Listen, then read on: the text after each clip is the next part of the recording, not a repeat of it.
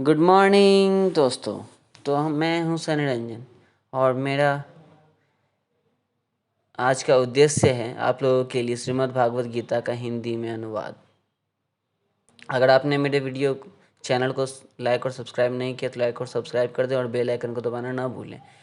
तो आज हम सबसे पहले स्टार्ट करेंगे प्रथम अध्याय अर्जुन विषाद योग। तो इसमें हम जानेंगे सबसे पहले धृतराष्ट्र बोले, हे संजय, धर्मभूमि कुरुक्षेत्र में एकत्रित युद्ध की इच्छा वाले मेरे और पांडु के पुत्रों ने क्या किया।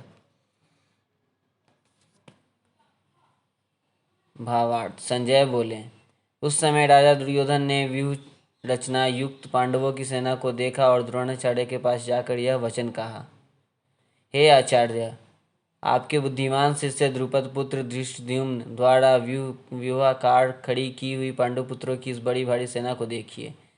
इस सेना में बड़े बड़े धनुषों वाले तथा युद्ध में भीम और अर्जुन के समान शूरवीर सात्विकी और विराट तथा महारथी राजा द्रुपद धृष्टकेतु और चेकितान तथा बलवान काशीराज पुरुजित कुंती भोज और मनुष्यों में श्रेष्ठ सैव्य पराक्रमी युद्धामन्यु तथा बलवान उत्तम औजा सुभद्रा पुत्र अभिमन्यु एवं द्रौपदी के पांचों पुत्र ये सभी महारथी हैं।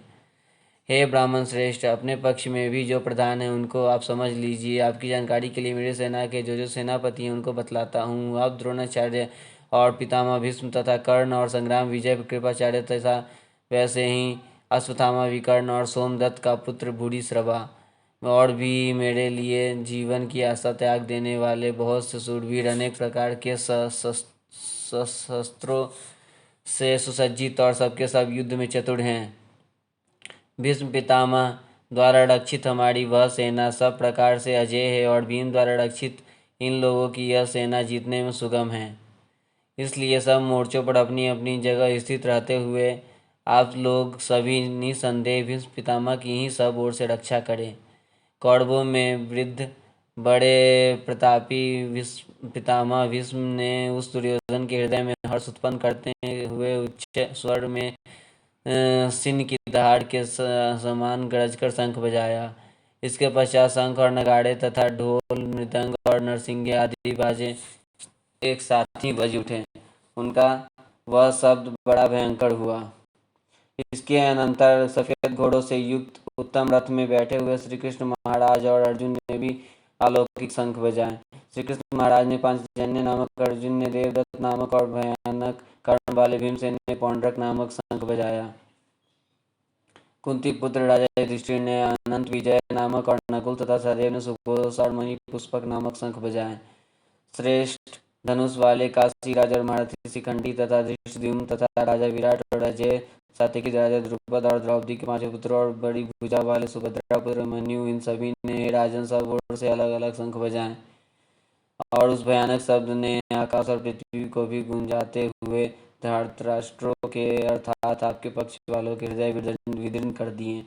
हे राजन, इसके बाद कपिध्वज अर्जुन ने मोर्चा बांधकर डटे हुए धृतराष्ट्र संबंधियों को देखकर उस शस्त्र चलने की तैयारी के समय धनुष उठाकर ऋषिकेश श्री कृष्ण महाराज से यह वचन का, हे अच्युत, मेरे रथ को दोनों सेनाओं के बीच में खड़ा कीजिए और जब तक कि मैं युद्ध क्षेत्र में डटे हुए युद्ध के अभिलाषी इन विपक्षी योद्धाओं को भली प्रकार देख न लूँ, इस युद्ध रूप व्यापार में मुझे किन किन के साथ युद्ध करना योग्य है तब तक उसे खड़ा रखिए। दुर्बुद्धि दुर्योधन का युद्ध में हित चाहने वाले जो जो ये राजा लोग इस सेना में आए हैं, इन युद्ध करने वालों को मैं देखूंगा। संजय बोले, हे धृतराष्ट्र, अर्जुन द्वारा कहे अनुसार महाराज श्री कृष्णचंद्र ने दोनों सेनाओं के बीच में भीष्म और द्रोणाचार्य के सामने तथा संपूर्ण राजाओं के सामने उत्तम रथ को खड़ा कर इस प्रकार कहा कि हे पार्थ, युद्ध के लिए जुटे हुए इन कौरवों को देख।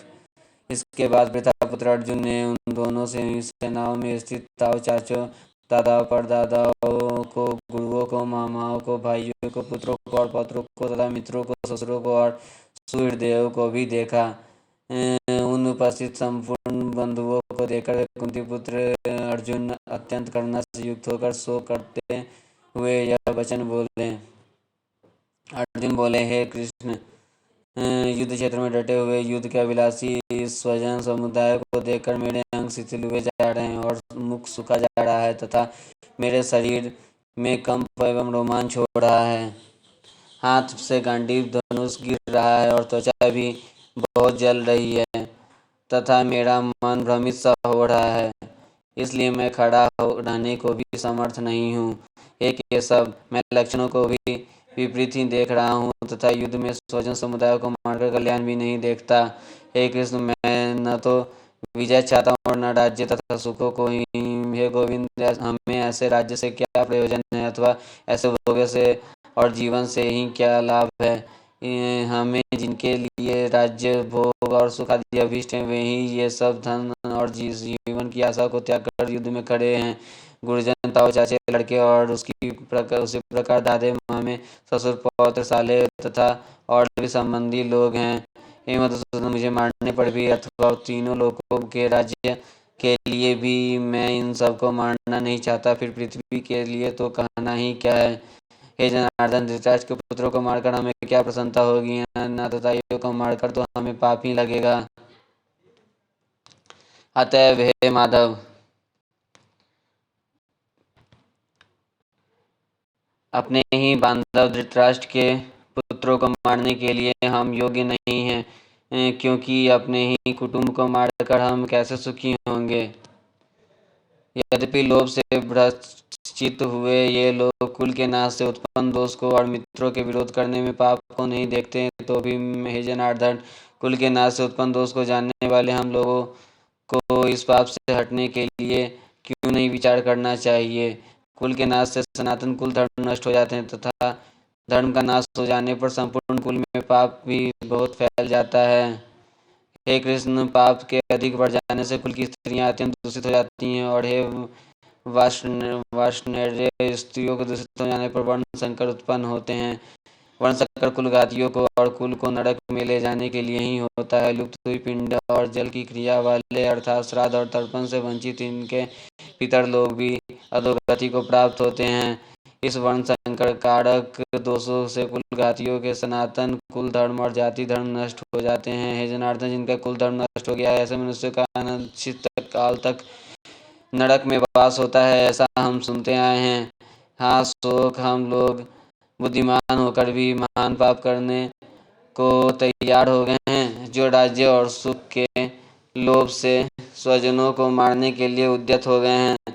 यदि वह मुझे शस्त्र रहित और सामना न करने वाले को शस्त्र हाथ में लिए हुए धृतराष्ट्रपुत्र के रण में मार डाले, तो वह मारना भी मेरे लिए अधिक कल्याणकारक होगा।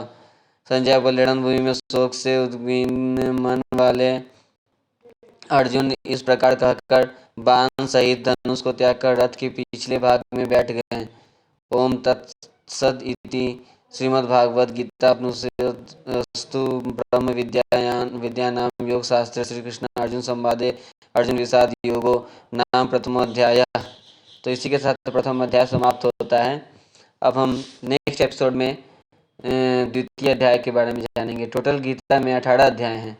अगर आप यहाँ तक पहुँच गए हैं, यानी कि आप उत्सुक हैं गीता के बारे में जानने के लिए, भागवत गीता के बारे में, तो अगर आपने चैनल को लाइक और सब्सक्राइब नहीं किया तो लाइक और सब्सक्राइब कर दें और बेल आइकन को दबाना ना भूलें, जिससे कि आपको फिर से नया वीडियो जो भी मैं बना वो आपको मिलता रहे नोटिफिकेशन। ओके, धन्यवाद दोस्तों।